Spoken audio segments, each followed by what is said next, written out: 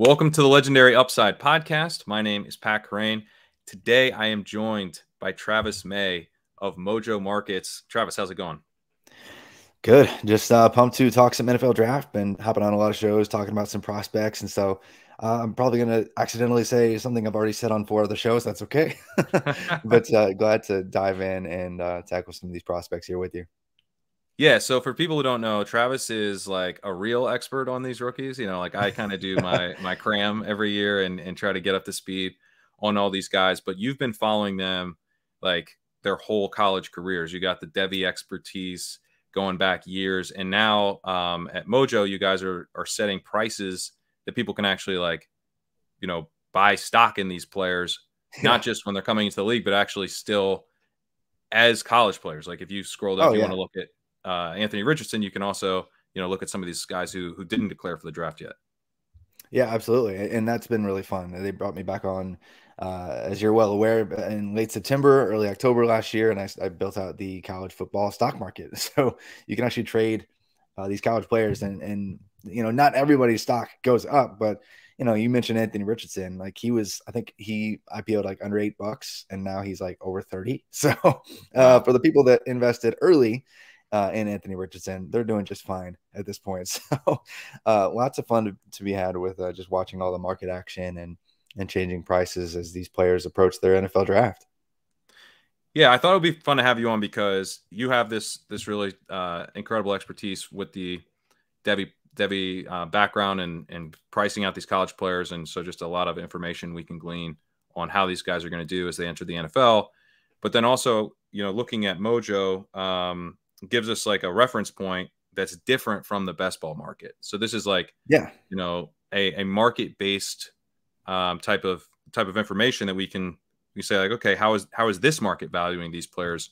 Because there are some key differences, to the best ball and dynasty markets as we look at, those ADPs versus these prices. And I think it's kind of interesting to talk through that. Yeah, it should be fun just to see where those differences arise. And a couple other shows I've joined this spring, they've kind of talked about how, Mojo really outlining this idea of like banked value, what they've already done on the field, and their future expected value. It really kind of splits things up, and especially for dynasty, helps us perhaps rank where these players should be versus where the dynasty market may think they should be based on what they've done before. We tend to overinflate what we already know. Except when it comes to rookies, and then we just sell everything for the rookie picks. But so it certainly has provided a unique view on value for me, and I think a lot of people that have already checked it out. Well, can you explain real quick like how the Mojo pricing? Because if you go to Mojo, and I'll reference some of these prices at various points, but like if you on the app, like CJ Stroud has a price of $42.08. Yeah. What does that mean? Yeah, so like every professional league has their own kind of custom stat that leads to objectively accrued Mojo value. So like with the quarter, like with the NFL stat, it's similarly structured to like EPA, like expected points added. Not exactly, but there's points for first downs and yards, and the big difference between Mojo value and fantasy is that passing yards are not weighted less so than like rushing or receiving. But there's objective stats. As a player accrues stats in the NFL, their quote unquote banked value of their price goes up. Right now, like every rookie, it's 100% future value. It's all projection based on what we believe their future NFL career will be. So it's like their entire career mapped out into one price. Like with CJ Stroud, he's actually priced similarly to Tua Tagovailoa. So like when Tua came into the league, he was priced a little bit lower than where he is now. After he had some success this year, his price was way up, but he got hurt again and went down. But Tua has a giant chunk of banked value, but then another piece that is future, and it has to do a lot with our projections and what the market action has told us, and so that leads to every kind of price being where it is. But with CJ Stroud, there's been some significant confidence that he's not only going to be an early draft pick, but people are banking on him being in the league for quite some time. Because to accrue $42 of Mojo value, you're looking at a player who plays well beyond their rookie contract typically. So, okay. Yeah, that's helpful. That's helpful context. So you're kind of projecting CJ Stroud for, a second contract, a pretty long career. Yeah, absolutely. Because I mean, most first rounders, like for quarterbacks, in the history of like we have everything backdated to like 2000, like back to like Tom Brady's class and like where he would have IPO'd even back then. Like so, like Tom Brady would have IPO'd like $3, but he ended up accruing like $170 of Mojo value. So like, had you bought him as a rookie, you'd be doing just fine. Not to put you on the spot, but do you know what Brock Purdy IPO'd at? Brock Purdy was around $1.60, by the way, wow, last year. So he came in at $1.60 as Mr. Irrelevant. And I thought even at the time, as I kind of came on staff after he had already IPO'd, I was like, wow, that's really low for a guy who had a really nice early peak to his career. Even before anything happened, I was like, that's interesting because I was high on a few of the guys that went later in the draft last year. I knew it was a weaker class, but it was still like, like Sam Howell, Brock Purdy, just different Devy points, But anyway, Purdy got all the way up to like above $11 at one point while the 49ers were still alive in the playoffs. Because there's actually what's fun about Mojo is there's different bonuses and things where you can get, like whether it's multipliers or like a Super Bowl bonus. And so as long as the Niners were available or alive in the playoffs, like there was a chance that he got like 5x the points for a Super Bowl performance. So that was an interesting stock to watch for sure. So he's around $8 or so, in between 8 and 9 now. But immediate huge returns for those that invested in Brock Purdy. Yeah, and the rookies are fun for anything like this, like Dynasty. There's a reason why everyone wants the rookie picks in Dynasty because you're gonna see like the biggest jumps in value. Like that's where you're gonna hit home runs the most part. So it's, I imagine if you're looking to have a guy like who more than 10x in his value in this market, obviously that's a very rare outcome to see Brock Purdy jump up that much. But that's like generally you're not going to see like a fifth-year veteran. I wouldn't, 10xing in his value. That would be pretty strange. But what's fun about that, like those kind of players, is depending on the amount of expected future value that they have remaining, we generally often like offer a certain kind of multiplier, whether it's a 5x or even like a 10x or even a 15x on a player like a Tom Brady, who's obviously, I mean, at this point we wouldn't, but given the short runway remaining, if we offer a 15x multiplier on a player and their price goes up 1%, you make 15%, but you can only lose up to your original investment. So it just makes for some tantalizing upside plays, even with the guys like Rodgers that are complete question marks at this point. It's pretty fun. So you guys are in Jersey, right? That's where people, if they actually wanted to play. Okay. Let's move to the, let's get into the quarterbacks, the rookie quarterbacks, because so I brought up some of the prices here just so people can get a sense of what we're talking about. Sure. If you have on the YouTube, if you're checking this out on YouTube, you can see it, but we'll talk through it. We're going to be very kind to the audio listeners here. So CJ Stroud is the top guy in the market here.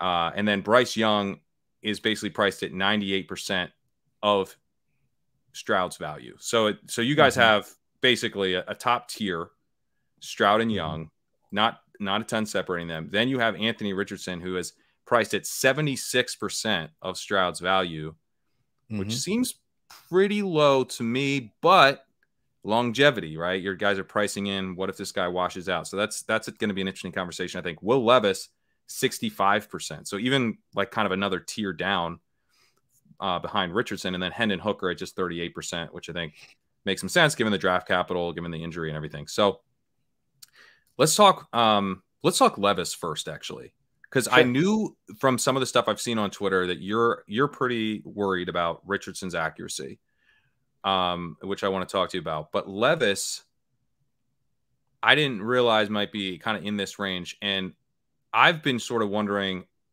how seriously to take this, like he's going to slide in the draft talk. And these GMs kind of being out, like, he posted pictures of his back and stuff. Apparently that didn't go over well in the NFL. So, but like, do we take this seriously? I mean, it's kind of like the dead season of April a little bit, it's tough to get a sense of this draft buzz right now. But like, if Will Levis goes top 10, this feels like a little low to me, but if he slides, it doesn't. So where are you at on kind of where he gets drafted? Yeah, without getting into the nitty gritty of all the modeling that goes into the pricing, especially like with the initial price points and whatnot, like on Mojo, like to get into the first round kind of price range, it's like 18 to 20 bucks or so typically, like historically for quarterbacks. So all four of these guys are projected to be first round picks.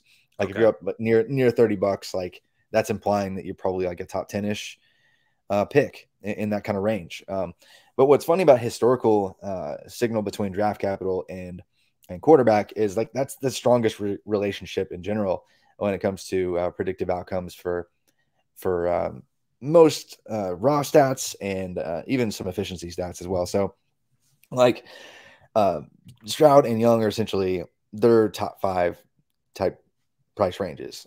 Richardson and Levis are in that. I don't know what to do with them because they could go in the top 5 or they could drop a little bit based on the fact that their profiles are complete trash. And I will say that Levis for a long time has confused me in terms of how confident people were and that he was going to succeed. I remember watching him really struggle against even like Iowa this last year, a couple other teams where he just completely was an absolute zero, a huge liability in the turnover department. And then immediately right after seeing somebody like Mel Kiper going, yeah, I don't really that affects his draft stock zero. And I'm like, wait, how does that 3 interception, 0 touchdown performance against like one of his only decent opponents this year mean nothing for his draft capital? Like I don't understand. Like, is it just traits and nothing else matters? Like what you actually did on the field doesn't matter, because that's the vibe that I got constantly throughout Levis's 2 years of significant production. And so for me, I've always doubted Levis, but so I feel like real draft folks are just getting to a point where they're like, okay, we've seen 100% of what we need to see. And yes, it's obvious that Stroud is way better. It's obvious that Bryce Young is way better, and the tools with Richardson are way better. So why in the world are we touting Levis as a first round, like early first round pick at this point? I have no idea. And so everyone's actually just dropping him into the range at which he should have been in the first place. Yeah, the thing that concerns me about Levis is that like he takes a lot of sacks, Yeah. and he also doesn't hit. Like I looked at one of the things I like to look at is PFF's big time throws on Yeah. deep throws, and Mm-hmm. he doesn't do that. So he's not a No, he guy. So doesn't. from a fantasy perspective, because like it's like okay, he's like kind of the physical. If it wasn't for Richardson, right, Yeah. Levis would be kind of the tools guy, Right. and it's like, but he doesn't seem to make big throws. He takes sacks. He's like decently accurate, but he's not as accurate as Young and Stroud. And he like runs, but he doesn't run. He's like a Daniel Jonesy type of guy. Maybe he's not going to be like an incredible runner. I mean, Daniel Jones will probably be like a ceiling outcome as far as the rushing goes. So I'm like, what's the appeal again? I don't know. I can't tell you, man. I have no idea because I get that he was dinged up a little bit, like with an angle this last year, and his sack rate went up and whatever. But he's never, and yes, he's done some big time throws, especially even in like 2021, but not to Yeah, the point that we would expect from a player who's getting this much hype. And so, right. my metric that I use that I built out for RotoViz initially, and I use now in reference even today is it's called scheme adjusted pass efficiency, and it adjusts for things like his average of the target, it adjusts for play action percentage, how often his team incorporates motion, and how that might artificially inflate efficiency, and it kind of adjusts everyone's profile that's made 100 passes in a season since like 2016 and pumps out a percentile. And Levis is like right at or just below the bare absolute minimum that you typically want to see around like the 79th percentile. We haven't even seen somebody get drafted in the last 2 years with that kind of tier, let alone Richardson's profile, by the way. It seems that the NFL is leaning towards more of an analytical approach in recent years, with analytic staffs expanding across the league, except for my Titans and the Commanders. But that's another podcast in and of itself. But yeah, he just kind of is below what you like to see in every analytical measure, and he's not really a wow in any other way besides maybe his biceps. So yeah, Good biceps though. yeah, seriously, he Well, works out a lot. the thing for me with Levis, and I'm kind of glad to understand that you guys still have him priced as like solidly as a first round pick, because I think I'm going to have a lot of them in Dynasty, man. I have a lot of I have a lot of Daniel Jones, a lot of Justin Herbert, a lot of Zach Wilson. So maybe I'll be yeah. But that's the bet you have to. If you want to make this bet, you got to eat the Zach Wilsons, because it's just saying the market isn't as good at fading quarterbacks with really high draft capital as it thinks it is. That's basically just the whole bet. Trubisky would have been. I wasn't doing this when Trubisky was around, but yeah, I had lots of Trubisky for similar reasons, by the way. I think it's a good play. And even if Jones and Herbert are hits that aren't going to come around very often, and this is like a 20% hit rate, or even like a 15% hit rate, like when you hit at a quarterback in a super flex draft, it's really, really, really, it changes everything. Like especially if you hit on that guy at the 107 or the 108 or the 109, where Levis might fall to, especially if he doesn't go, 7th and he goes like 12th. And maybe there's not that big of a difference between team commitment at those spots. So I'm struggling with him because I don't like him, but all three you mentioned, though, we're better bets as prospects than Levis. I will say, like Herbert especially had like a peak in the 90th plus percentile for his pass efficiency metrics, albeit he had a couple seasons that weren't perfect, but his peak was fantastic. You think Zach Daniel Jones was a better prospect? No. Mobility score, yes. He was more mobile. He was like 16 or 17% of his team's rushing yards, but his passing profile was actually the worst among any first round quarterback drafted in the last 7 years. So yeah, he was pretty trash as a prospect. And I don't think Daniel Jones is very good today. He's not. He's been a massive hit, though.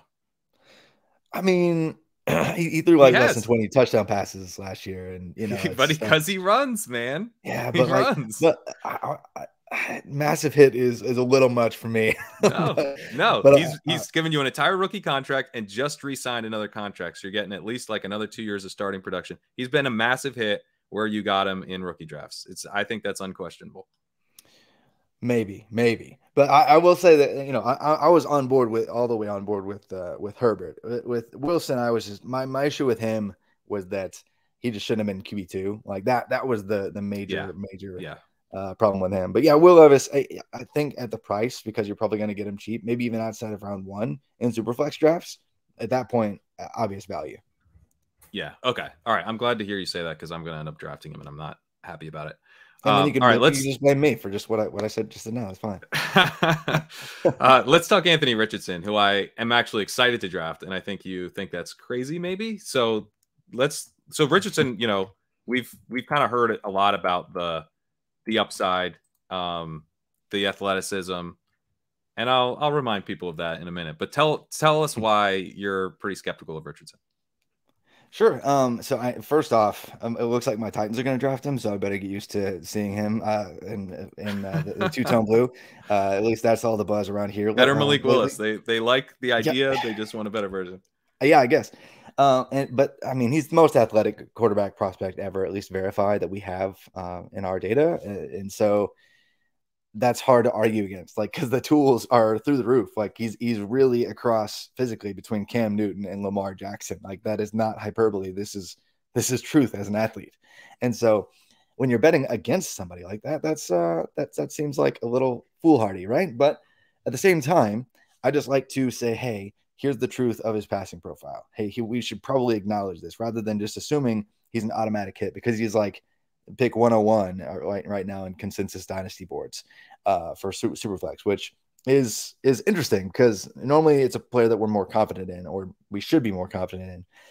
But he's just really inconsistent. And I think even among the expert draftniks, they would agree that he's really inconsistent, and the mechanical issues are fixable according to them. And they might be, but man, he misses like tons of passes in between 0 and 9 yards, like all day, in an embarrassing fashion, like an absurd rate. And any kind of measure of his pass efficiency, whether you want to talk about EPA numbers in terms of, just his passing, I'm not talking about rushing, or like his scheme adjusted pass efficiency, or his adjusted yards per attempt, or his completion percentage over expected, or any kind of passing metric, it's absolute garbage. And if you look at his pass efficiency profile, it's like below the 40th percentile. Like he's a worse passer than even Daniel Jones was coming in. He's worse than Josh Allen was. He's worse than all the people that they want to compare to that were success stories that ended up, they did fix a few things. But assuming that they're just going to be that player is quite a leap considering the limited resume that he has. And maybe that's saying he could grow and develop. That's fine. He's still a young player, but his profile is like under the 40th percentile, which there's not been a first round pick with as bad a passing profile as Anthony Richardson has in the last 25 years, like at all. And at a time where the league is trending towards trusting the analytics even more so and trusting like verifiable accuracy and large sample accuracy, he doesn't have it. Like there's fantastic plays in isolation, the little pirouette he did in the Utah game, the LSU running play, a few deep plays, like a deep out route. I was like, oh man, it's like got the arm strength to really, hit that. I could see that translating. There are so many plays where I see it. I absolutely see it. The first round traits and ability are there in a small sample size. And people want to throw out like all the success on play action, where you should have a success anyway. People want to talk about, his big plays. But if you take out those few big plays, his profile is just beyond garbage. And so it's really hard to just confidently say, yeah, he's obviously a top 5 pick. It's just, there is no precedent for success for a player like him ever. And so, and I know that there's never been an athlete like him ever, but man, it's a tough balancing act. So I just like to have us ingest a dose of reality when it comes to his passing profile, because it's like the worst.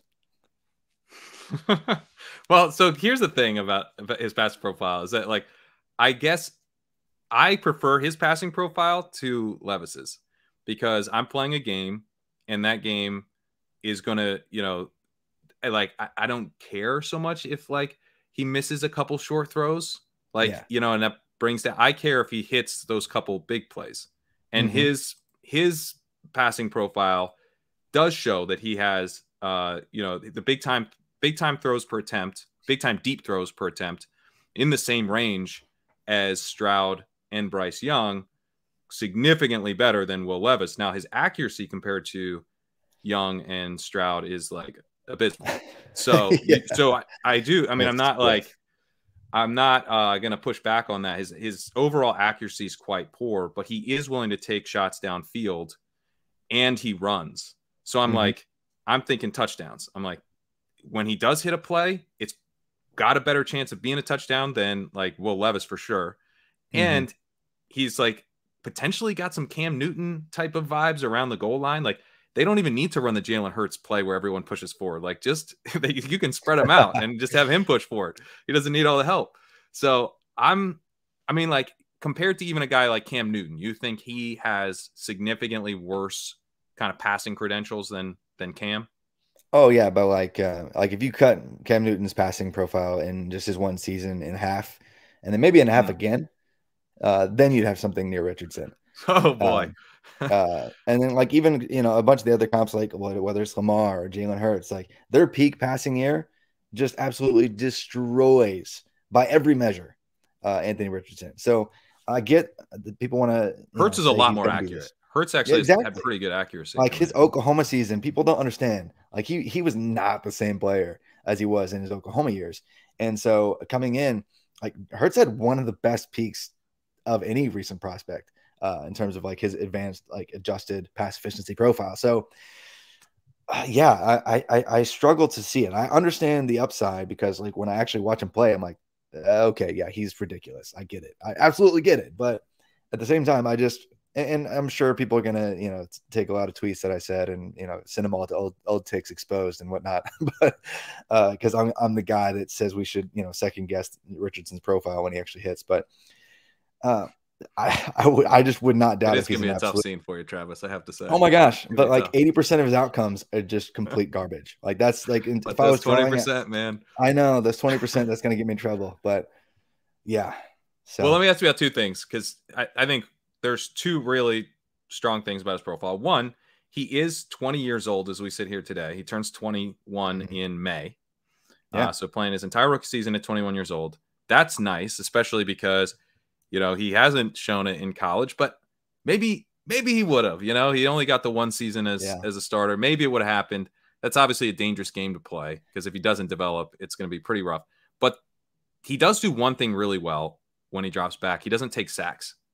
And that's something we've seen like a magician in that regard. Yeah. Yeah. And that's really important. Kevin Cole's done a lot of really good research on sack avoidance. And basically, you know, he's kind of pounded the table that we underrate the damage that sacks cause in general. And looking at prospects, he's identified sack avoidance as something that we should look at more than we do. So that's something, you know, and that's when you look at Fields, you know, like what might hold him back from turning into like a superstar. He takes sacks at a crazy high rate. And so I will say, like, at least with Richardson, if I'm betting on this super raw rusher, I'm basically just betting on this guy to use his legs to get me fantasy points for the first season or two. The fact that he avoids sacks is awesome because it also means, like, sometimes he's throwing the ball away, sometimes he's throwing an incompletion, but sometimes he's hitting a big play, and sometimes he's taking off and running when he avoids those sacks. They're all either neutral or really good outcomes for me if he can avoid sacks well. Yeah, and so I think, and really, so it's not all just. I don't want to rain on every bit of his parade here, because seriously, like the legs aspect, the running aspect. I know people want to say that you know, when they trash a prospect, that his floor is really low, and it might be in terms of his passing profile. The floor is absolute zero, but the rushing provides a pretty fun floor for fantasy purposes. It really does. And it's interesting you mentioned that sack avoidance thing. Like, I've just in the last 6 months, I've actually talked to some like real NFL analytic staffers, and one thing that's reigned true across the board is that has been something they've been building more so into how they evaluate the quarterback position is sack avoidance, is a low sack rate, not necessarily just when under pressure, but like overall, like, and they have smarter ways to measure that than we do in terms of just raw percentages, I guess. And that's what I gathered anyway. But that has become a lot more important in terms of real NFL evaluation. So that's probably why he's risen up to the board to the extent that he has as well. Yeah, because that's been something I think like football analytics guys have been saying for a while, that, you know, sacks are a quarterback stat, which is like, kind of not true because your offensive line obviously leads to more sacks, but it is also kind of true because certain quarterbacks just take more sacks than other quarterbacks. Like Tom Brady, you know, he's not taking a lot of sacks. He, especially in his later years, was like, I am done getting hit. I don't want to be hit anymore. I'm gonna get this ball out so quick.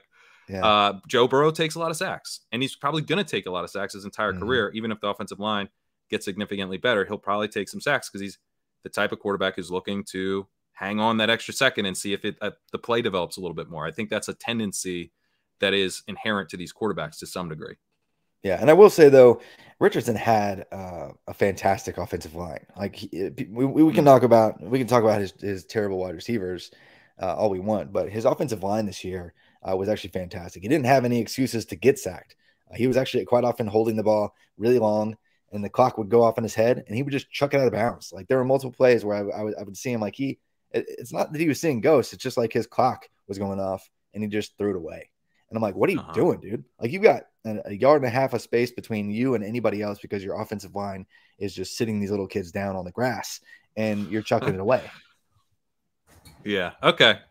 All right. Well, what I will say is I've been kind of still leaning Bijan Robinson as the 101 in Superflex, partly because, you know, yes, Richardson has this gigantic ceiling, but Robinson also has a gigantic ceiling and at a position that's less valuable, but at one where like the market as a whole might really dry up in terms of running backs that people actually want to trade for in these Superflex leagues. Robinson might be like the guy. You're like, hey, you're a contender who needs a running back. I've got Bijan Robinson. How about we talk about one of your quarterbacks now? I think you can he actually strikes me as a running back who you can a year from now, maybe even this year, start shopping around for quarterbacks and land someone who has maybe not quite the high end ceiling of Richardson, but is going to produce for you, is locked in on a contract, is looking, you know, like a very stable, solid producer. So if you're essentially saying, you know what, I'm a rebuilding team, I need to rebuild around the quarterback. In some ways, I think Bijan might help you get you there more easily than Richardson. Yeah, more than and I Stroud or think Young even.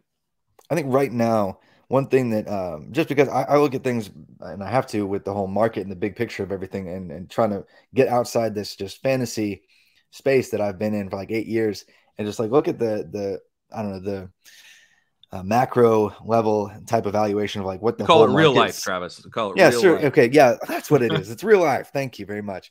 Trying to look at real life football impacts and things and market trends and how things are going. And it's funny. There's almost 30 running backs in the league right now that were drafted in 2017 or 2018 that are in between the ages of 26 and 29. And what do we know about the apex of production from running backs? Like after like 26 and a half, typically, historically, population wise, it starts to drop off. And so the 2017 class, which is one of the best of all time, the 2018 class that had Nick Chubb and Saquon Barkley and the great Rashad Penny, It's there are going to happen. players. Yeah, exactly. Seriously, there's almost 30 of these guys that are on their way out and Mm-hmm. enter Bijan Robinson, like the gift of all running backs to us right here. And all these aging players are about to just dry up on everyone's rosters. And that's going to make players like Bijan even more valuable for the next couple of seasons because we're losing this generation of incredibly impressive, productive studs at the position. And it might not feel like we're losing them today, but it certainly will a year or two from now. Well, tell me about, so we know where you stand on Richardson, but you could make a very, very strong case for CJ Stroud or Bryce Young as the 101. Mm-hmm. Where do you stand compared to those two quarterbacks? Where does Bijan Robinson stack up for you? Do you prefer going with Stroud or Young ahead of Robinson, or based on what you just said about the landscape, it seems like you very much agree with the point of the trade value that Robinson could have. Even a solid rookie season, I think, could vault his trade capital up significantly. Like the bar is pretty low for what he has to do. I think if he has a good rookie season, like look out. So where do you stand between the quarterbacks, the non-Richardson quarterbacks, and Robinson?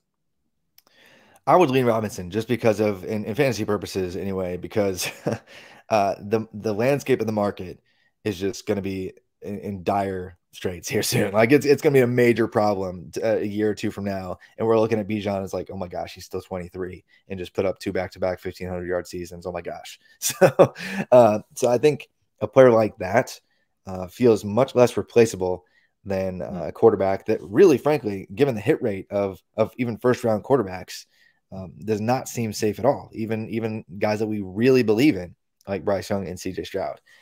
So I get going for the longevity of the position, and maybe in like 14 or 16 team leagues that are super flex, you would want to go with the quarterback instead. But most of my leagues, I think I lean Bijan still. Nice. Okay. Yeah, I'm in the same spot. And I know running backs are hardly safe prospects as well. But give us the quick rundown on why Bijan stands out so much.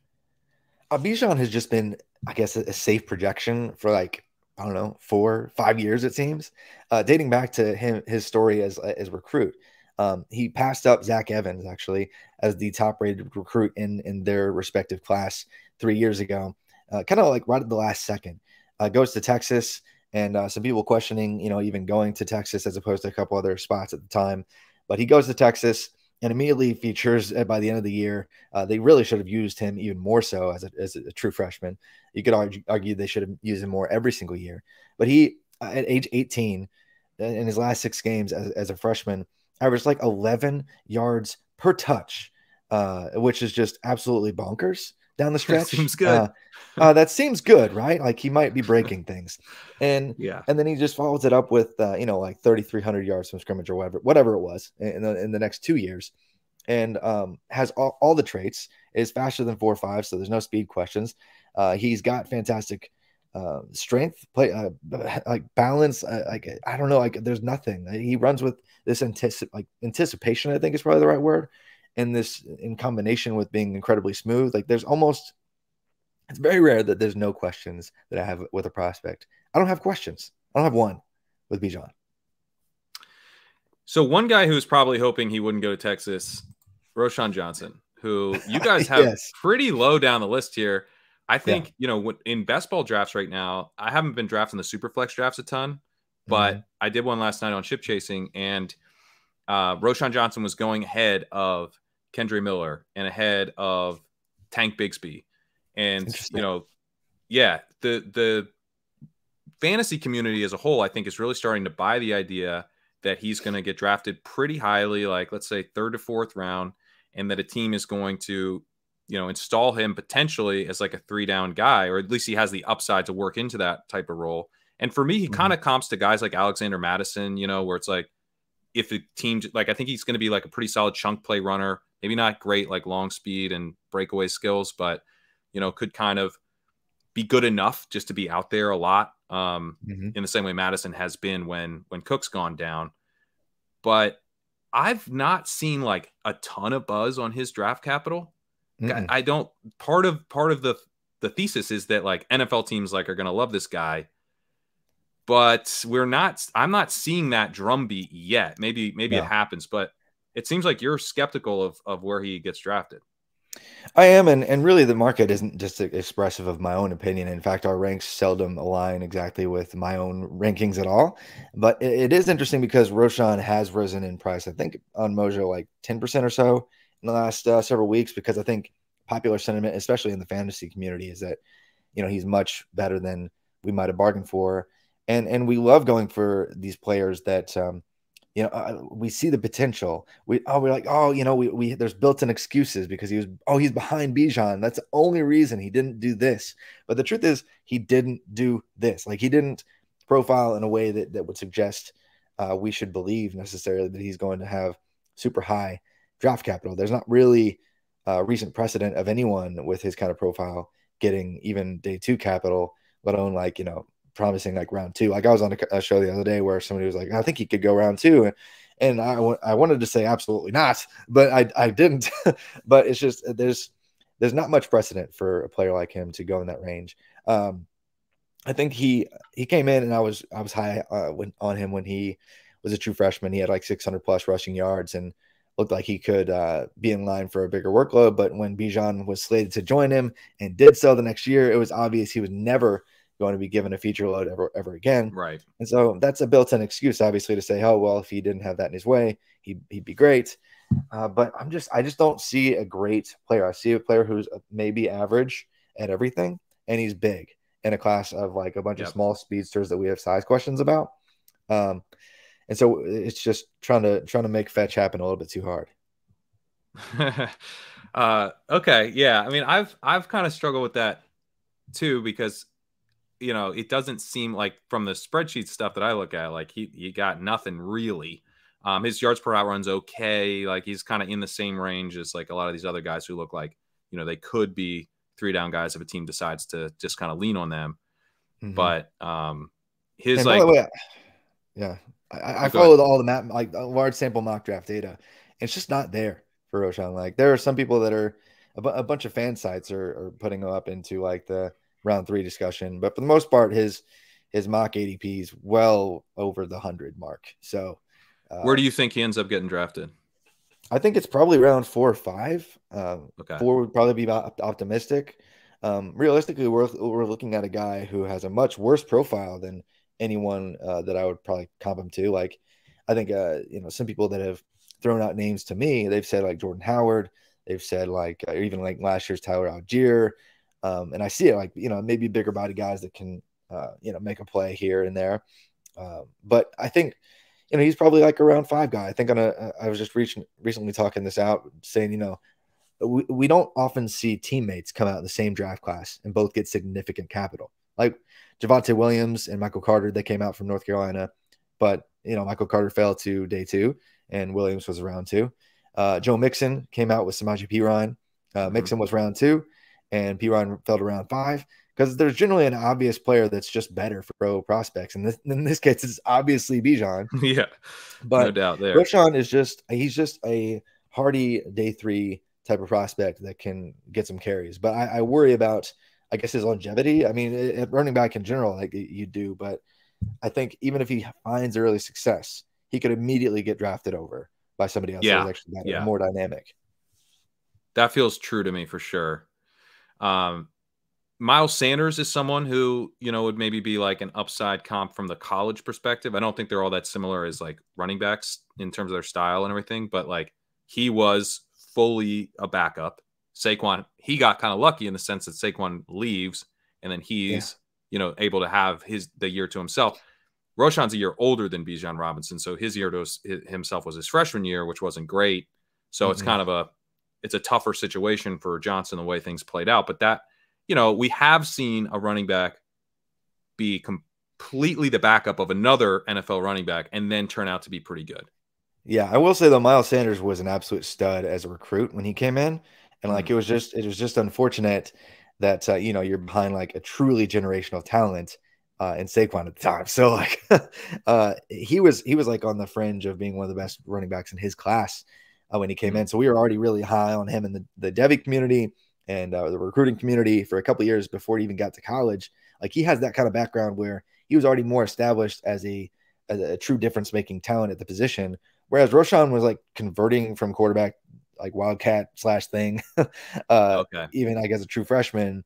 And he came in, he was never going to play quarterback in college, but he was not the prospect even at that time. And he still isn't now. And now he's older. And there's really no data point to lead us to have supreme confidence in a player, at least for me, like Roschon. Okay. So there's a big group of running backs behind Robinson, Gibbs, and Charbonnet. And then Achane, it looks like his draft capital is going to come in pretty good. So it makes sense to me why he's up here. But then there's this big group: Evans, Bigsby, Tucker, Abanikanda, Miller, Deuce Vaughn, Chase Brown, Tyjae Spears.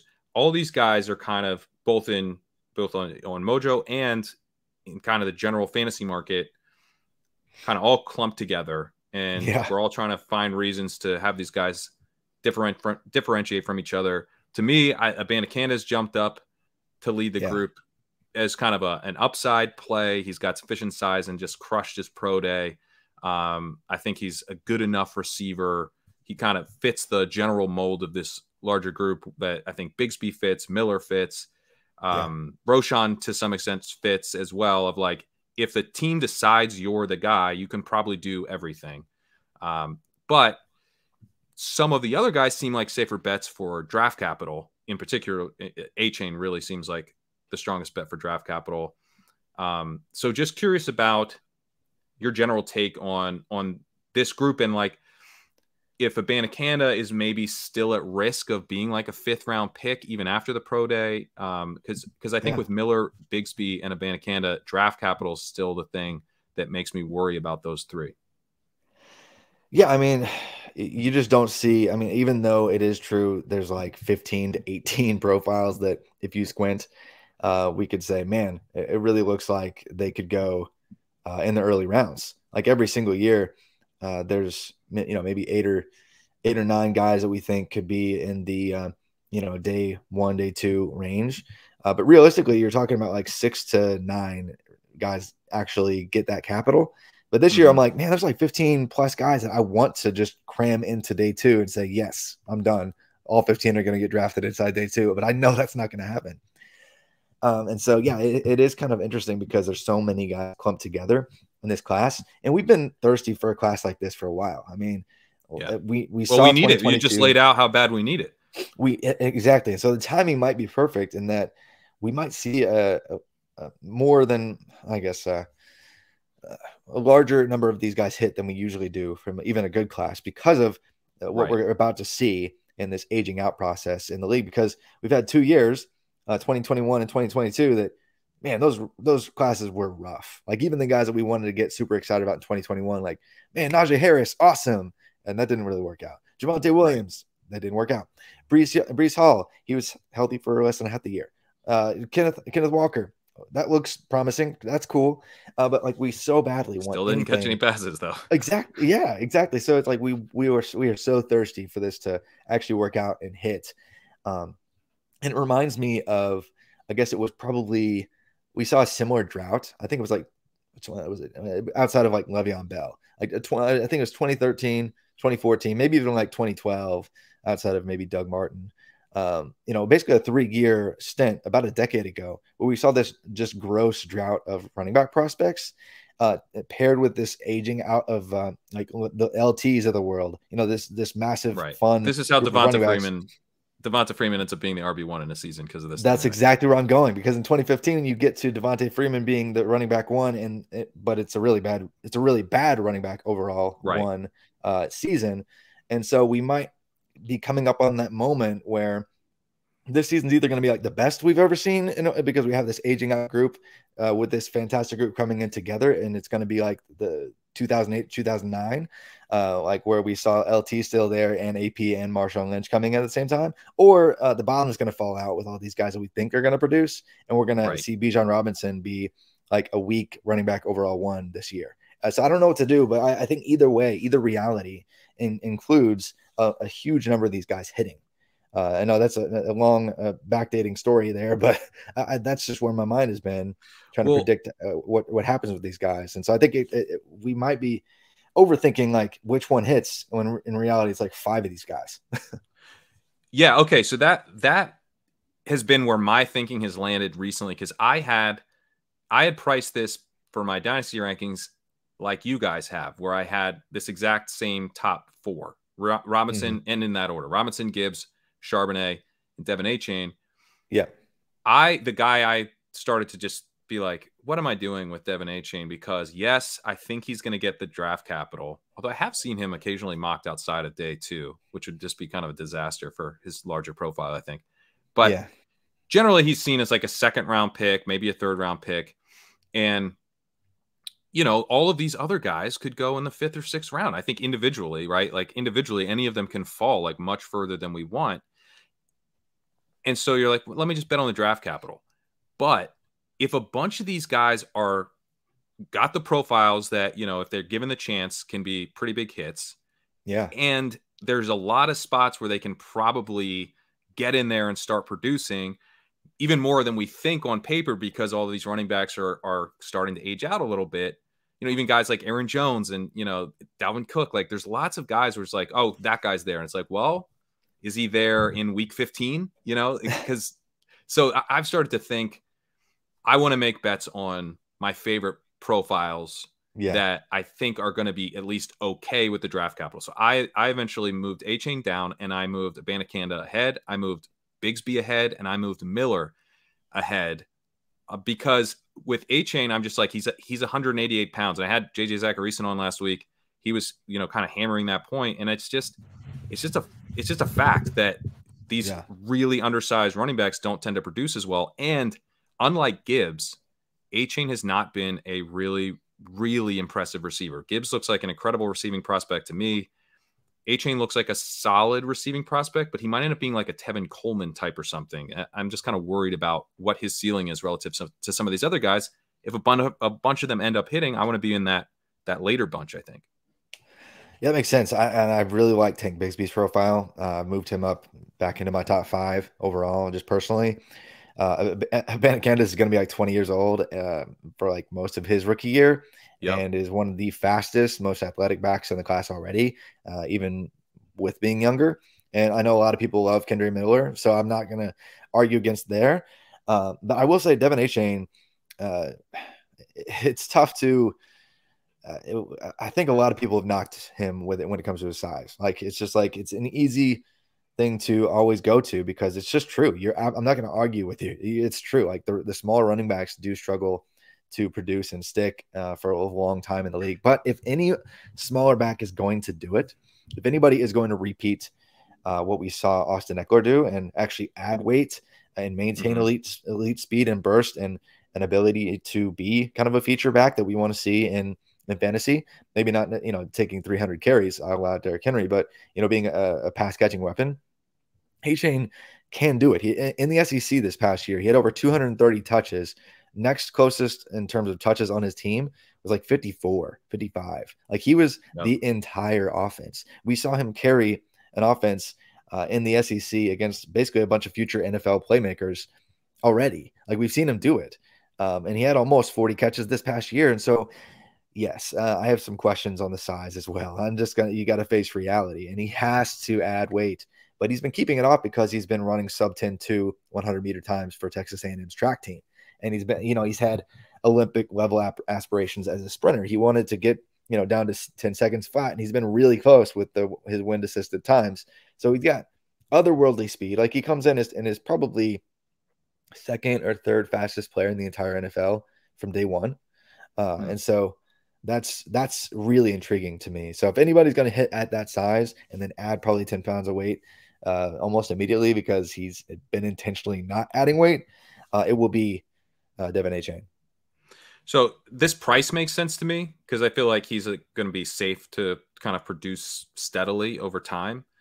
But yeah, where are you at, like, with him in dynasty? Like, I guess this may just come down to philosophical things to some degree, but like, are you looking to kind of hit on, a guy who's probably going to be a solid committee contributor in Achane, or are you trying to take a bigger swing on one of these other backs who do have a little bit more, I think, a 3-down profile? Or do you not buy the premise that he is that committee guy? Do you think at that weight he can actually be like a true lead back? I think he absolutely can't be at that weight, and he will have to, just like a few of the smaller guys we've seen pack on some weight. Like McCaffrey came in at like 200 flat at the NFL draft. There's no way he's 200 now. At Austin Eckler. Yeah, but I mean, he's not 220. So like Achane's got 12 pounds to gain.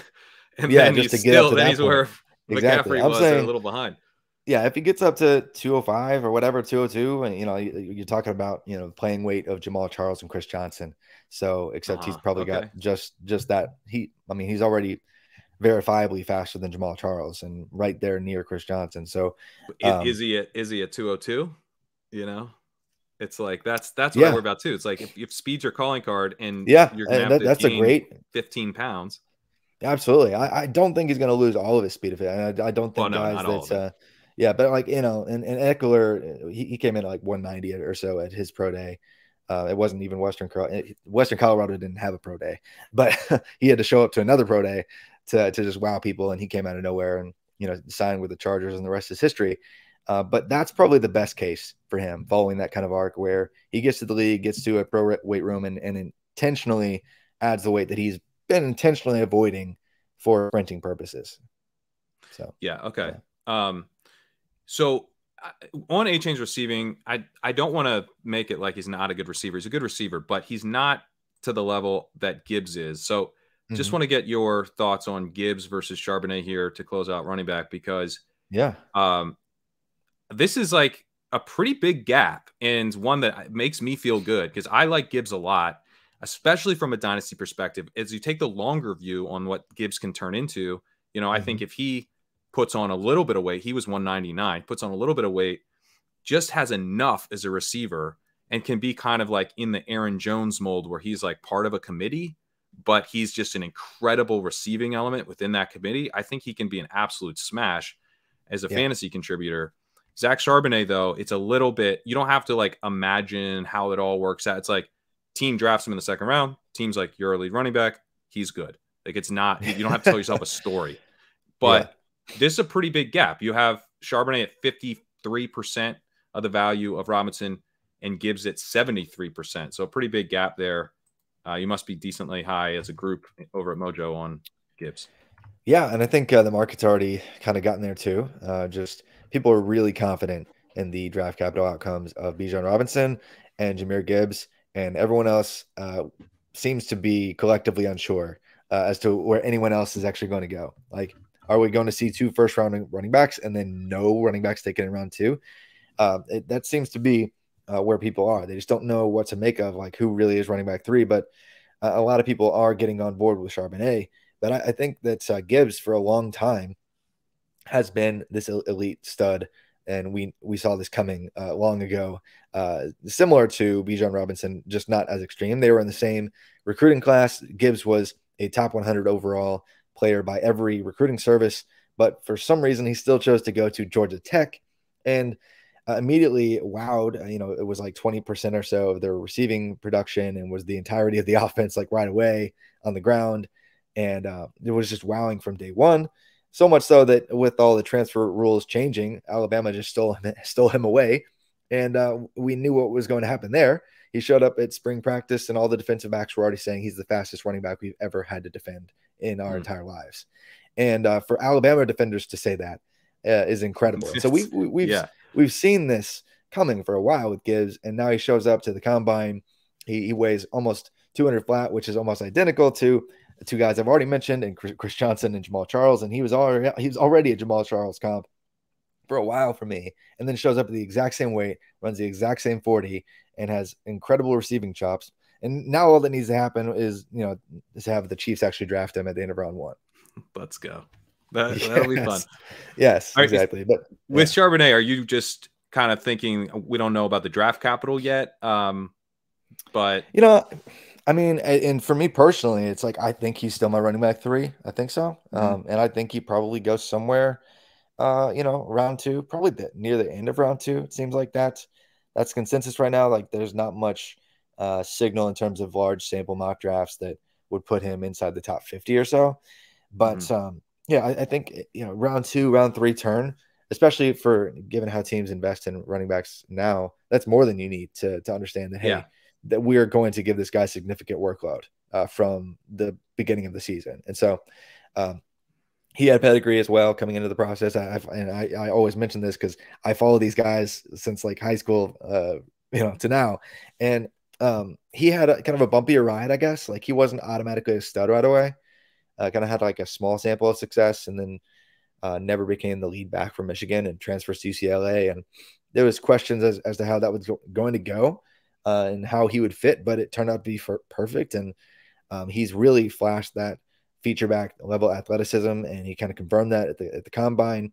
And so, I don't really have very many questions with Charbonnet, and I wouldn't be surprised if he's right up there, just production wise, career long wise. We're talking about like comparing him to similar numbers to Gibbs, just different mix of production. He'll probably have more rushing, whereas Gibbs will have more receiving. But I love Charbonnet.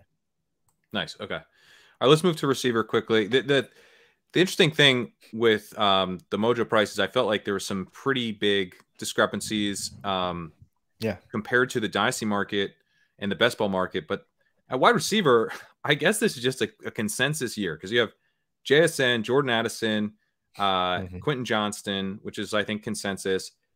Zay Flowers, Jalen Hyatt, Josh Downs, which I again think is consensus. I think these are like exactly my ranks. Marvin Mims, who is my wide receiver 7. So you guys are like, there's not a ton, and it's not a deep wide receiver class. So that's kind of like the whole. I think Cedric Tillman's slightly interesting. Is like maybe a cut above. Like I think he's a more interesting prospect than Kayshon Boutte at this point, just because of athleticism, and like I know he's a big guy who can catch the ball downfield in contested situations. So I'm like, I get what he is. I don't really understand even what Boutte is, but it's like, it's still like he's kind of a late 2nd round, 3rd round rookie pick type of guy. All of the interesting guys are at the very top of the class. I guess let me ask you one thing that's maybe a little bit not consensus is that you have JSN at 100 obviously he's the number one. Jordan Addison's 95% of the value of JSN. That is not what I would say the best ball ADP works out to. You're seeing JSN at a higher premium to Addison and Johnson. So are you maybe a little lower on JSN than the market? No, I think me personally, JSN has been my wide receiver 1 for a while. I think when he was putting up, better numbers at times than Olave and Garrett Wilson in the same offense. Yeah, he seemed pretty good. And he just like Chase, he basically took off this entire last year. But he could have taken off the entire last year, and I would have no concerns. Like he was just obviously the wide receiver 1. And but I really liked Jordan Addison as well as a prospect when he came in at Pitt. He was a weird one because he was high pedigree, but they didn't know if he was going to go and play safety or if he was going to be a wide receiver. Like he was an athlete designation kind of prospect, and so he could have gone either way. Pitt needed playmakers badly. So they're just like, hey, we're just going to make you our entire offense. And they did it for 2 years straight, and he won the Biletnikoff Award, transfers to USC, and finds success despite, fighting through injury this year. And so I know he's underweight, but so is the entire wide receiver class this year. And so, Yeah, it's so true. So yeah, and more we're seeing that be a continual shift in terms of size across the league. Like it's been going down steadily in terms of like where wide receivers are weighing in collectively across the league for about a decade. So yeah, whereas I would have been way more concerned about that 10 years ago, even 5 years ago, I'm just not now. And so Addison has an impeccable production profile that rivals JSN and is far superior to anyone else in this class outside of maybe Josh Downs because of how they funneled targets to him in the offense, but just analytically speaking. So I have no questions when it comes to Addison. Johnston, on the other hand, that there are more questions to be had. And he's actually on Mojo, he's actually trended down a little bit just because people are, I think, unsure which direction his stock is going right now. Yeah, he seems like a kind of a risky bet to me for sure. Let me ask you about Marvin Mims, who, if he was going to get, like, if the draft capital was really locked in for him, he would not be my wide receiver 7. I would have him ahead of Downs. I think I'd have him ahead of Hyatt if I knew he was going to be a second round pick. Yeah. Depending on the landing spot, you could talk me into him over Flowers if he was a second round pick. Whew. Even if Flowers first, Mims goes second, Mims has like a clearly better landing spot, I might be Mims. I really like Marvin Mims. That's awesome. But he's, those takes are going to age like horrendously if he's a 4th round pick, and he might be a 4th round pick. So what's the deal with his draft capital? How do you view that? To me, it's a little bit reminiscent of Amon-Ra St. Brown because collectively, us Devy nerds were high on Marvin Mims for years, similar to Amon-Ra St. Brown. Like in his class, like ASB was either the wide receiver 1 or wide receiver 2 coming in as a true freshman. And Mims was like a top 5 by everybody as a wide receiver in terms of like trying to project future NFL outcomes, 3+ years ago. And so when he came in and had a pretty decent, showing as a true freshman, we're like, okay, cool. Confirmation bias. We are going to rank him high. And then the next year, the offense kind of fell apart with Spencer Rattler at the helm.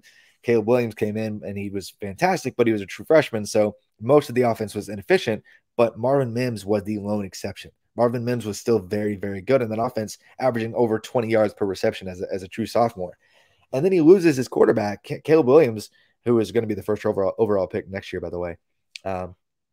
He goes to USC, and you think, oh, crap, that offense is going to fall apart. They bring in a new quarterback. Mims has his best season yet, puts almost 1,100 yards up, and just confirms that, hey, by the way, I'm still amazing, and y'all should pay attention. And Marvin Mims is going to hit if he has decent capital and could be similar to Amon-Ra St. Brown, even without capital, hits anyway, because he's just been that talented for a very long time. And it's like people just got bored. Like, that name has been up at the top of the board too long. I should drop him down a little bit. All right. Well, I'm working on a receiver article right now that's, my tier 4, my tier 3 of receivers that'll be led by Marvin Mims. So I'll have to right there with you, man. Hype him up a little more. All right. Right there. Now, where are you at? Like, let's say he goes, I don't know, what's a good landing? Let's say he goes to the Chargers in the 2nd round, and then Zay Flowers goes to, I don't want to say the Ravens. What's like a not great landing spot that's fine? Oh, death sentence. Like the Titans, you mean? Yeah, I don't want a death sentence. I want like don't love it, don't hate it. Maybe like, I don't know, the Patriots, or that might be yeah. But, by the way, he something actually, middling. I think today he's actually in New England with the Patriots, by the way. Okay. All right. Zay Flowers is on the Patriots. First round draft capital, though. Marvin Mims, 2nd round to the Chargers. Are we taking Mims? I am not. I still would. I thought I had you. I know. I can't. I can't do it. And that's probably because I'm fairly high on Zay Flowers and have been. Tell me about Flowers. Why do you like him? I mean, it's just surface level. And I know this has been a common comp in recent weeks, but I remember saying this about him like 2 years ago because he was actually working out with him at the time. Zay Flowers reminds me of like really healthy Antonio Brown. And it's because I think 2+ years ago, it was maybe when Zay Flowers was either sophomore or junior, like before his junior year. He actually spent a good significant amount of time working out and training with, trying to learn from Antonio Brown. and stylistically, it makes sense now because it's like he like tries to throw guys off of him that are way too big and can stack defenders. Like he'll catch the ball and he'll like literally try to swat some away. What I'm talking about? Like, Yeah, he plays with a little bit of an attitude with every single catch. And he stacks defenders really well as an outside threat. So he's not just a slot guy. Yeah, no, he can play outside for sure, I think. Yeah, and so he can play anywhere you want him to, similar to the way Antonio Brown played. And I'm not saying he's going to be Antonio Brown because comping someone to a borderline Hall of Fame resume is not really good process. But I'm just saying, stylistically, he's just way too fun. Like, it's impossible to dislike him. And then he checks most analytical boxes, at least the bare minimum threshold in terms of yards per route run. It's not great, but yards per team pass attempt is a little bit better. His receiving yard market share and dominator marks are fantastic, above where they need to be. Whatever your favorite metric is, he's good enough. And when you mesh the film love and stylistic play and diversified scheme fit where it doesn't really matter where he gets drafted, he's probably going to have a high snap count from day one. There's a lot of ways that he succeeds. Yeah, if you gave me kind of just like the high level on paper profiles of Flowers, Hyatt, and Downs, I think I would have them ranked Downs, Hyatt, Flowers. But I have them ranked Flowers, Hyatt, Downs because I think once you dig into the subtleties of these profiles, Flowers strikes me as a guy. Yeah, he's not the biggest guy, but I think he can play outside. I think he can operate downfield, and I think he can be really dangerous in the intermediate area as well. So he's a senior. He's not the early declare, but he was very productive to your point. So that makes me excited about him. Plus, he has the best bet for first-round draft capital. So I have him first of those three. Hyatt, big play guy. Maybe he lands in a situation where he can run some out of the slot, deep threat. If he lands on the Bills or something, like that feels like a wheels up situation to me. But a lot of question marks about, in my mind, can he play on the outside because he played so much in the slot, and he seems kind of like a raw guy in terms of his route running. And then Downs, I'm like, is he just purely a slot? Like, is he? I don't think he's like 171 pounds. He's playing on the outside at all. So, do you have any of the same worries about Hyatt and Downs? Yeah. So, I mean, with Zay, I mean, he's a little bit undersized, but he led the ACC in touchdowns 2 out of the last 3 years. And Josh Downs, he is undersized, but the team, it didn't matter where he lined up, didn't matter where defenders lined up.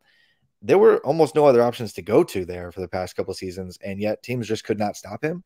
And he was very, very good, one of the best in the nation in terms of contested situations, unlike Quentin Johnston, like 47 inches taller. Yeah, and jumps like 40 inches. Right, and so it just doesn't make any sense. Downs and Flowers play bigger than they are and are more complete receivers than Hyatt, and played in offenses that translate better to the pros. I know people talk about the Baylor system, Bryles system. A lot of people are trying to get away from that name just because of the Bryles drama and everything. But it's called the veer shoot, essentially. It doesn't really mesh well with the modern NFL. Like, that offense just flat out would not work if a team tried to run it in the pros. And so Hyatt's particular role, it doesn't exist in the pros. And so that's the danger with his profile. And I get that.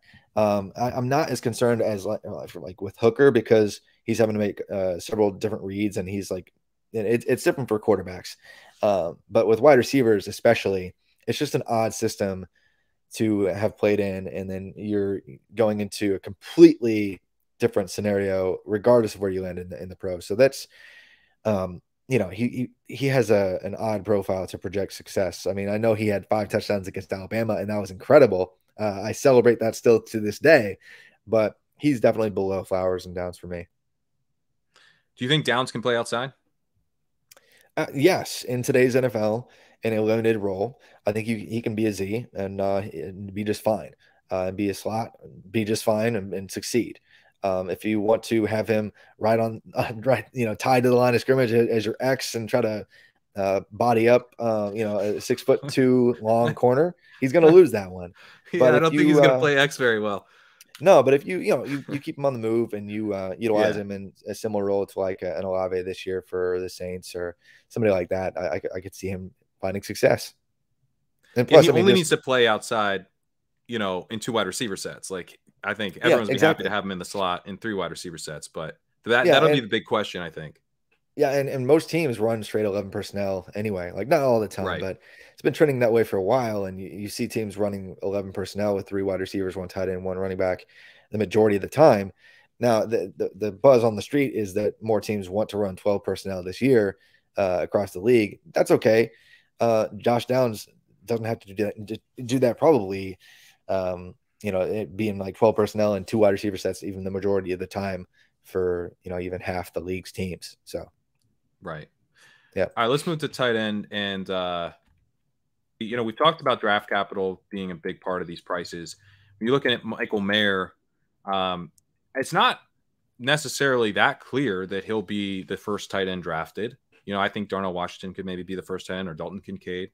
But you guys have Mayer significantly ahead of those guys. Kincaid coming in at 77% of Mayer's price, Yeah. Washington 74%. I like seeing this. Mayer was so productive as a receiver. I think that really matters. Like, we're looking for guys who can actually play the receiver position at the tight end position, which isn't all that common of a skill set. Draft capital, in my mind, isn't as important. JJ talked about this as well with his tight end model that he just developed, kind of downweighting draft capital certainly relative to what we would see at the wide receiver position, because we want to find these guys who are elites at the tight end position. Mayer has some of those qualities where, he's not the most athletic tight end in this class, but his production was awesome. Yeah, and the thing with Mayer is, people wanted to second guess his athleticism, and they still want to now, even though he's above average at just about everything, just historically speaking at the position, even athletically speaking. But there's not really a single hole in his entire profile. He was a 5-star tight end coming into the process. We knew he was an elite level, prototype at the position, even as a 17 or 18-year-old. And then he shows up and dominates right away as a true freshman, and then posts back-to-back 800+ yard receiving seasons at Notre Dame as a tight end, which, by the way, productive tight ends in college are very, very rare. Like, it's not common that you see somebody just, just 800 receiving yards. Here you go. It just does not happen. College offenses really suck at finding ways to integrate the tight end position creatively, unless they're absolutely special. And that's what Michael Mayer was 3 years in a row. And so he's going to be a first-round pick. I don't know if he's going to be the first tight end off the board, but he is absolutely, by every measure, the safest projection to find success at the position. You talk about a lot of tight ends. A lot of teams don't know how to use the tight end position. One team does. Iowa like their tight ends. They know what to do with the tight end. Sam LaPorta has been kind of my favorite of the. I eventually bumped Darnell Washington ahead of him just because it's like he's so athletic. He's probably a first-round pick, and he could just like rack up touchdowns even if he's not that involved. And if he is involved, I think he does have a pretty high ceiling. But Washington was not much of a producer. LaPorta was pretty productive. He was great after the catch.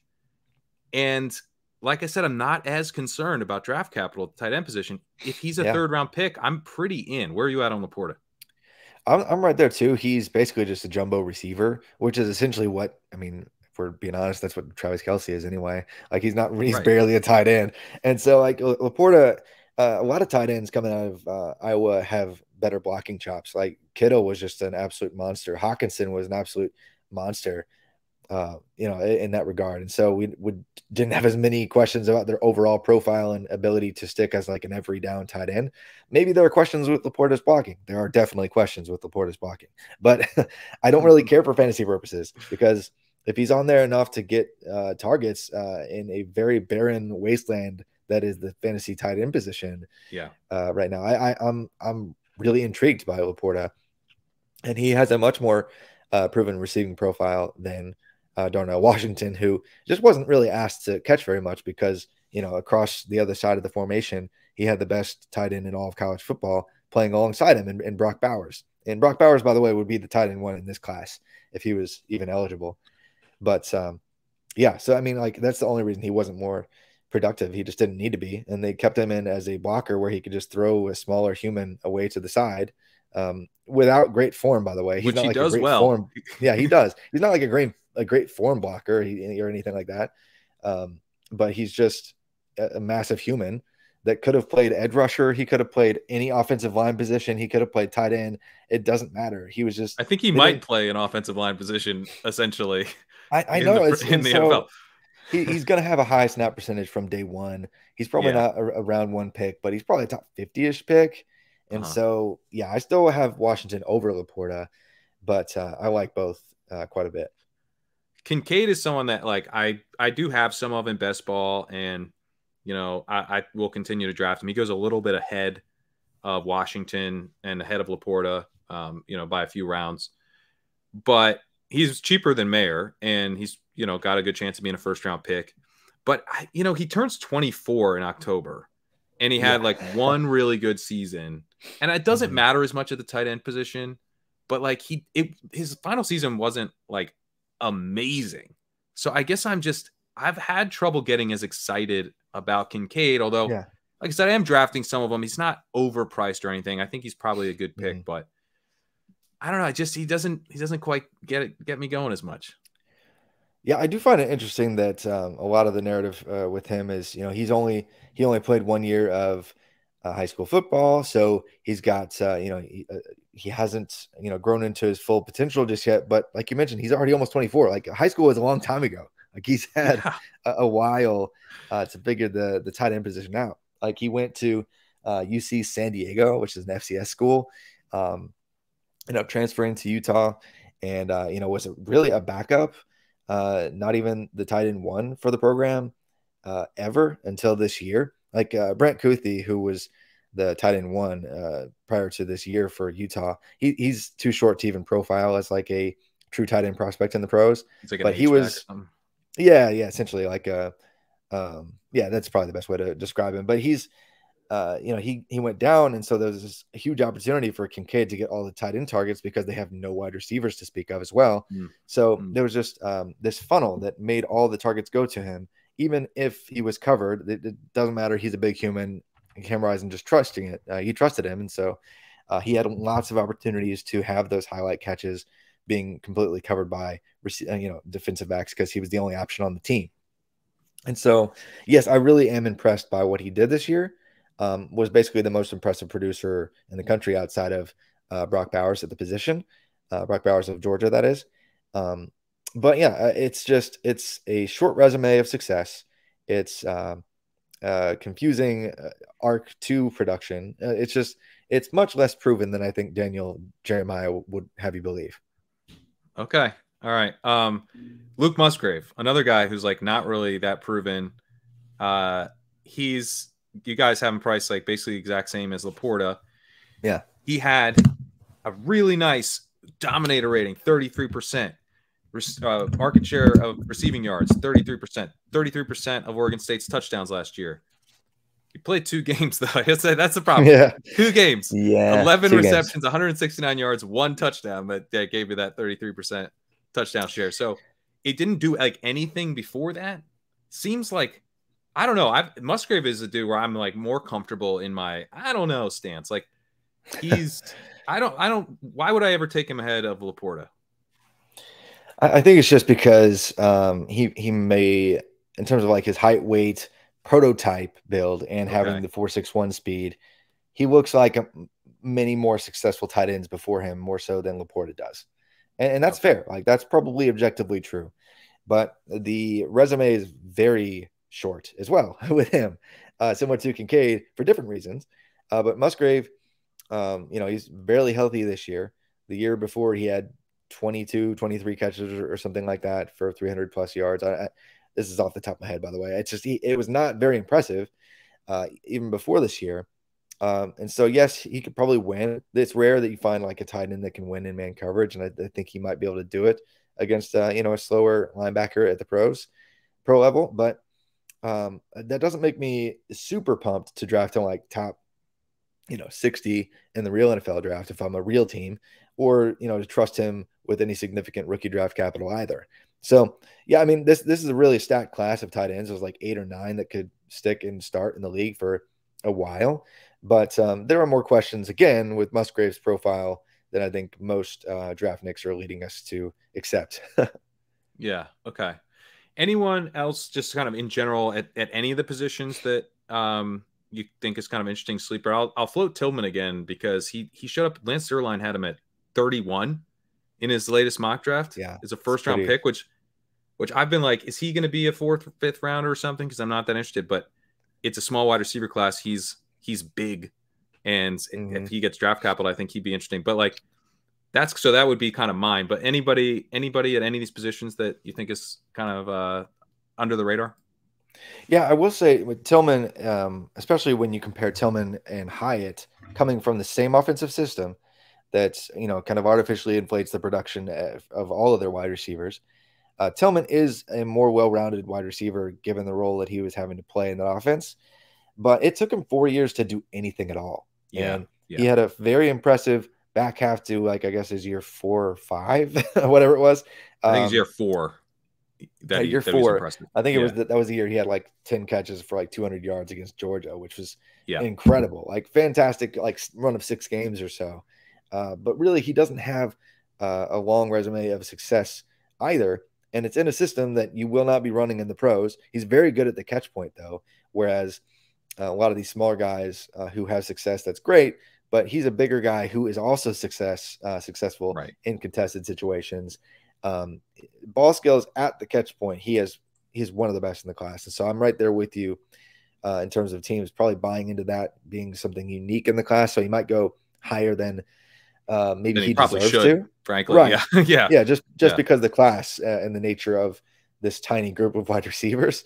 But he's not necessarily a favorite of mine, just because when you test the actual translatable signal in terms of predictive power, like of production in year 4, 5, and 6, it's very, very minimal. Like production in years 1 through 3, very sticky in terms of predicting future NFL outcomes. Not so much for guys like Tillman who take 3.5 full years to do anything.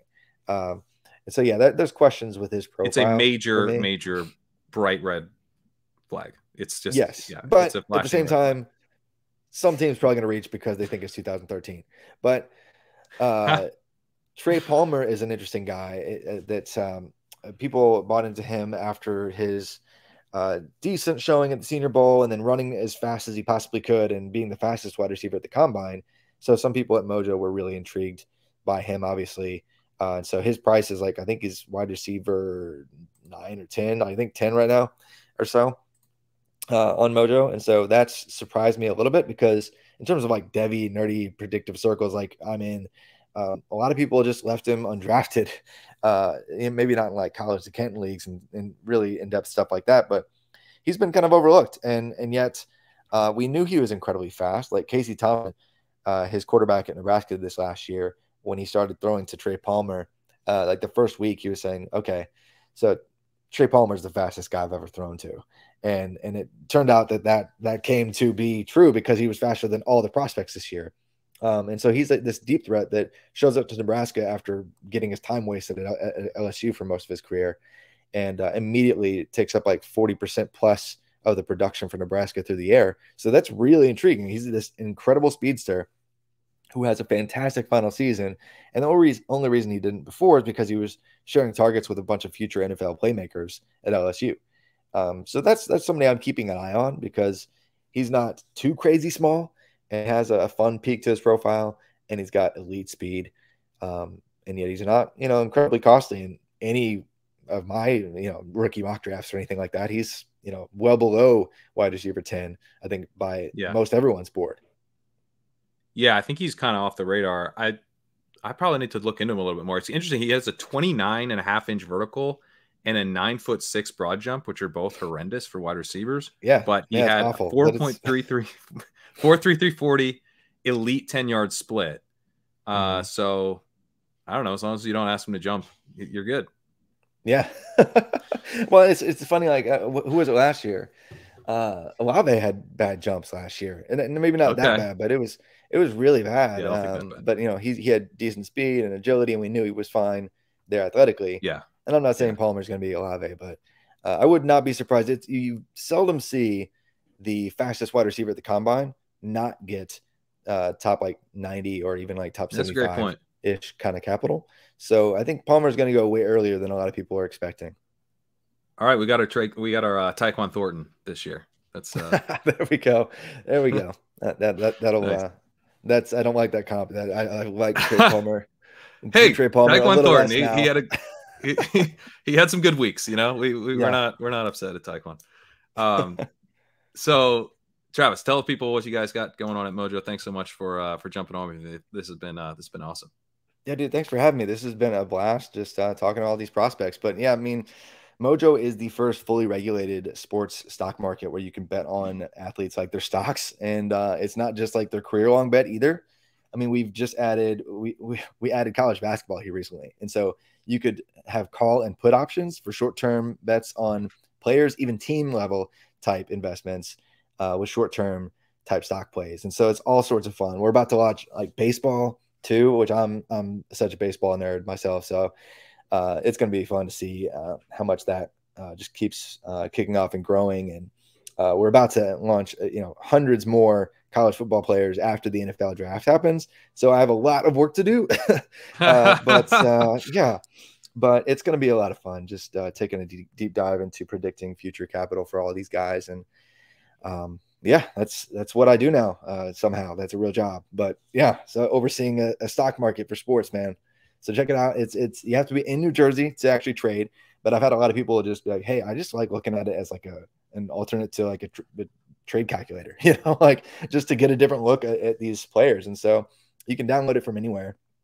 But yeah, it's Mojo, cool because I mean that's why I thought this would be a really interesting conversation, and it was because it's like it is an alternate market that is not just like a sports book setting the prices, like that happens, but then people are like trading these things. So that right, it's like sort of adjusting. I imagine if you take like a massive bet on one of these guys, that's going to affect the price and everything, and it's sort of helping us figure out. So it's a market based approach, which I think can help us identify maybe some blind spots in our fantasy market. Maybe you Roschon Johnson truthers should back off a little bit. That's what Mojo said. It may be so, but man, I just really appreciate you having me on, Pat. It's always good to just chat NFL draft with you and prospects. But yeah, just check out Mojo and at FF_Travis M on Twitter. And I still do the College to Kenton podcast with Stefan. Got to be recording that tomorrow, actually. So on RotoViz Radio. So check all that out. Awesome. But yeah, just love talking ball. So thanks for having me. Of course, man. Of course. Yeah, everyone check that out. I'll mention next week I'm going to have 2 episodes of the podcast doing a mailbag pod on best ball with Liam Murphy and Kyle Dvorak. Also going to have Sean Siegel of RotoViz as well joining the podcast. We're going to dive into this rookie class. Can't get enough rookie talk. So you'll have some best ball talk on this podcast feed and rookie talk next week. But until then, thanks for joining us, and we'll see you guys next time.